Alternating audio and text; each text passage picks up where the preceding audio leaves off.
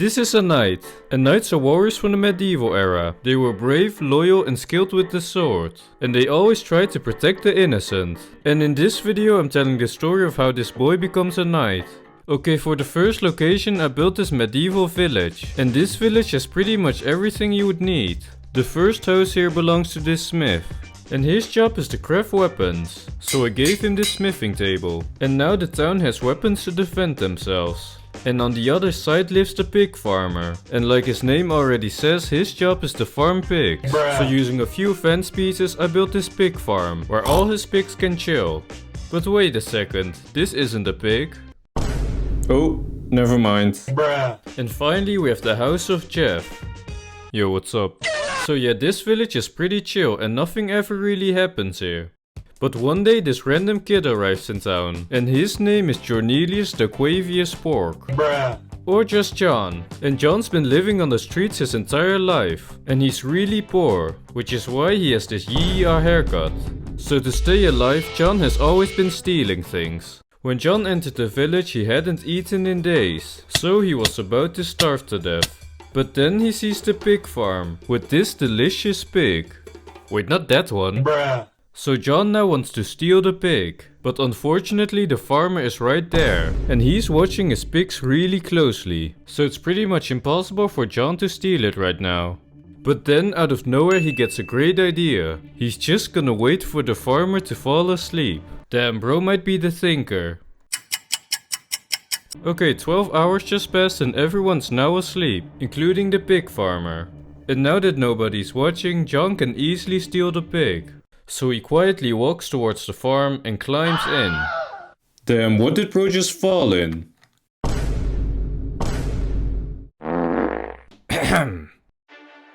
Okay, so John has successfully stolen the pig, but he still has to butcher it.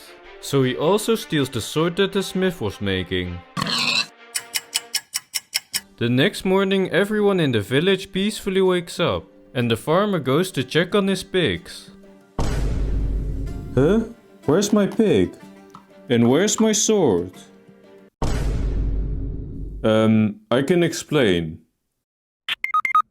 The angry villagers surround John and order him to pay. But John doesn't have any money. Well then we'll just cut off your hand. But just before they can punish John, this knight stops them. And he offers to pay for the pig and the sword. But the villagers are still angry. And they attack the knight. So then the knight easily cooks them. Ow. And he tells John to go home to his family. Well, I don't have a home. And also no family. So the knight offers John to be his squire. So he can become a knight. And obviously John accepts this offer. And together they travel back to the knight's place. Medieval knights were in the top 1% of the richest people during this time. And that's how this knight can afford to live in this big and strong tower.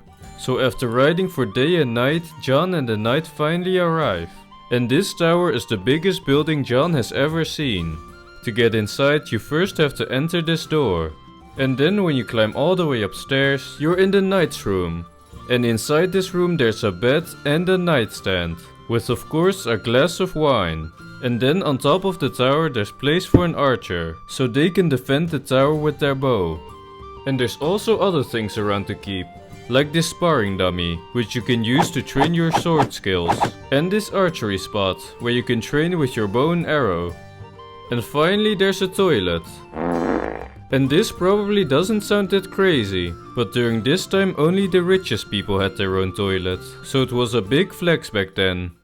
It is now day 1 of John's training to be a knight, and the knight introduces himself as Sir Christopher the Brave. Yes, I can finally become a knight. But it wasn't as exciting as John had thought, because he spent most of his days doing chores. Like cleaning Sir Christopher's armor, sharpening his sword with a whetstone, bringing his water, and cleaning his toilet. Puh, well at least I'm done.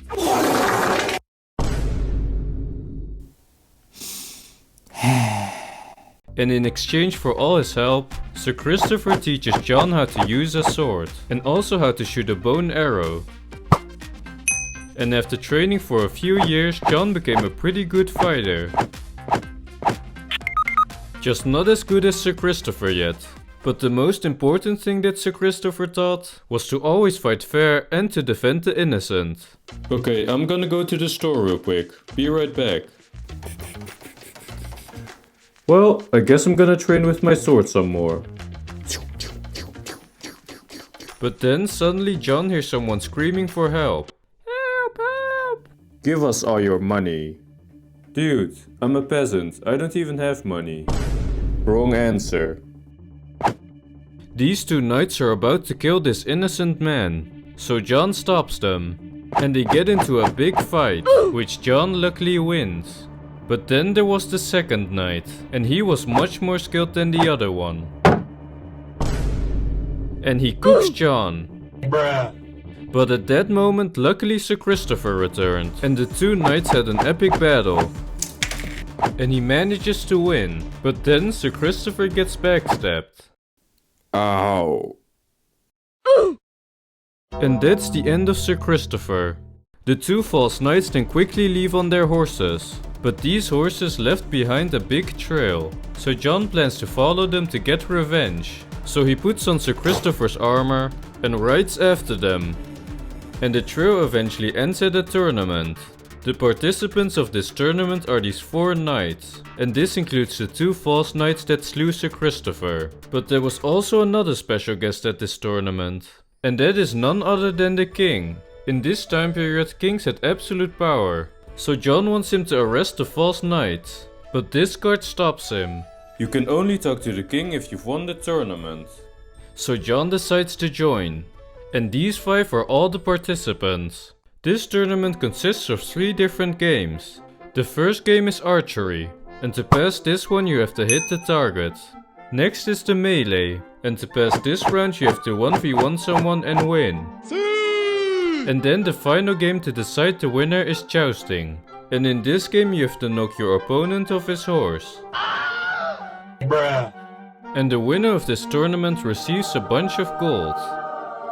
And now the tournament can finally begin, starting with archery. And John gets to go first, so he gets in position and shoots. And he hits the target, which means he can go to the next round. And the next 3 knights also hit the target, so they can also go to the next round. And finally it was the turn of the last knight, and he got ready to shoot. But one of the false knights then pushed him, and that made him miss his shot. So he was out of the competition, and the rest of them moved on to the next round, which is the melee. And the first fight was between John and the false knight that beat him before. So this was John's chance to get revenge for that. The false knight was a really good fighter, but eventually John managed to beat him, and he's made it to the finale. The second fight of the melee is between these two, and the false knight absolutely cooked the Viking, so he is the second finalist. And now we're finally at the finale. So they both climb on their horses and are ready to begin. And John wins the tournament. Everyone in the crowd starts cheering for him. And he also finally gets the chance to talk to the king. So he takes off his helmet, and he tells the king about how the false knight slew Sir Christopher, and also about how they cheated in the tournament. So the king orders the other knights to arrest them, and now they're gonna spend the rest of their lives in prison. To thank John for his service, the king decides to make him a knight. And he names John Sir John of the Chopped Haircut.